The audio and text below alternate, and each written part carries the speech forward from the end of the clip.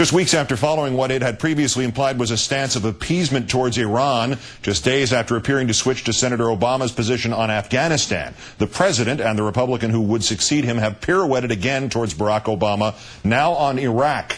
President Bush and Iraqi Prime Minister Nouri al-Maliki reaching the conclusion, according to the White House, that, quote, improving conditions should allow for the agreements now under negotiation to include a general time horizon for meeting aspirational goals. Sifting through the self-help lingo there, it sounds an awful lot like a timeline for withdrawal, which is what Senator Obama has consistently advocated, to say nothing of most of the Democratic Party.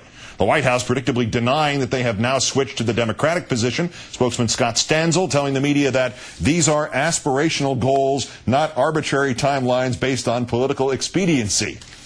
Somebody got the thesaurus out. Senator McCain echoing the White House position, releasing a statement that read in part, quote, an artificial timetable based on political expediency would have led to disaster, and that progress between the United States and Iraq on a time horizon for American troop presence is further evidence that the search has succeeded. The Obama campaign pointing out that on both fronts of the war on terror, McCain and Bush are following Obama's lead. Just as Senator McCain has appropriated Obama's demand for more brigades in Afghanistan, so he and the president have finally acknowledged that getting out of Iraq needs some kind of time horizon. Joining us now, Washington Post columnist and senior fellow at the Brookings Institution, E.J. Dionne. Thanks for your time tonight, E.J. Good to be with you. I'm feeling aspirational tonight. Yeah, we all are. We're a part of that word anyway, listening to this. Listen, for time horizons, aspirational goals. I hear time horizons, I think Ronald Coleman. But obviously that was lost horizon. What do those two phrases mean? It does depend on what the meaning of the term horizon is. I was thinking that you can walk toward the horizon and never actually get there.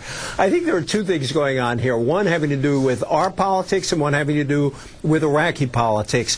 It's obvious that this war is unpopular, and Americans have reached a basic judgment that it wasn't worth it. 63% in the new Washington Post poll. 60% say we can win the war on terror without winning the war in Iraq. So the administration knows, John McCain knows, that's the direction people want to go in, and a horizon is better than nothing, even if it's not a timeline. But also, the Maliki government is sending clear signals that they don't want Americans to stay there forever. It has to do with their politics, which calls into question Senator McCain's idea of having long-term bases there. I don't think that's a non-starter right now. But beyond the time horizon, the reaction from Scott Stanzel, the definition from the White House, that time horizons are aspirational goals, not arbitrary timelines based on political expediency, would it not be closer to the fact that they're vague, promises based on political expediency? Well, I think that they are non-promise promises. That's exactly right. But again, I think what's really odd here is the Bush administration coming under pressure from Iraq. They started out trying to negotiate deals for a long-term basis, and now we're talking about time horizons. Clearly, sending a signal we're going to be out of there someday is politically helpful. The bigger point here, first Bush took Obama's position on Iran. Then McCain took Obama's position on Afghanistan. Now both of them are clearly moving towards Obama's position on Iraq. Politically, what happened here? Did McCain say to Bush, I got no chance of, at least the domestic part of this, did he say, I got no chance of getting elected here if we can't make it look like I'm going to do the same popular things that Obama said he's going to do? Yeah, it sort of makes you want to ask, tell me which one of these guys is the one with foreign policy experience.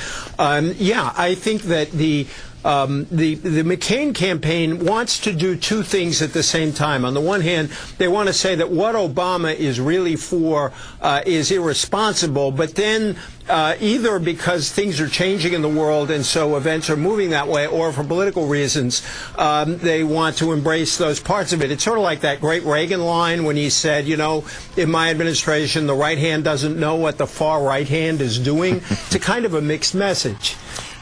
Well, and to that, let me have you chime in on this breaking news that we got just as we started here, that Phil Gramm is out after a week of intense controversy. Obviously, those who've been studying this campaign have seen his connections to everything from Enron and that disaster and all the deregulation that led to that and the Enrons to follow, right through the speculative end of the gas crisis. Know that this has been kind of a running story for 2 or 3 months now. But now here we go on a Friday night. He's out.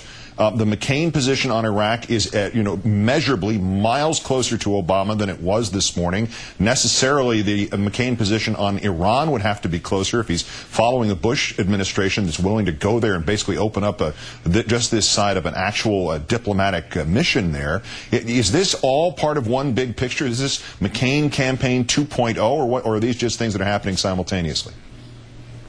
Well, I was struck in the National Journal in the new issue that even Republican consultants, this group they consult on, are giving the McCain campaign a C. So there's a lot of work to be done in that campaign. What we're seeing also is this idea of deregulation that was supposed to have the answers to everything is now really coming under question. That we look at this banking crisis, and you've got to say that some of this deregulation didn't work at all. And Phil Gramm not only said that we're all whiners if we don't like how the economy is going, but he was very closely tied to that policy. So I have a hunch that there's a mixture of motives there, but whichever way you look at it, he wasn't an asset to that campaign anymore. Certainly not as of the mental recession, which appears to turn out to have been his. E.J. Dionne of the Washington Post and the Brookings Institution. Thank you, E.J. Have a good weekend. Good to be with you.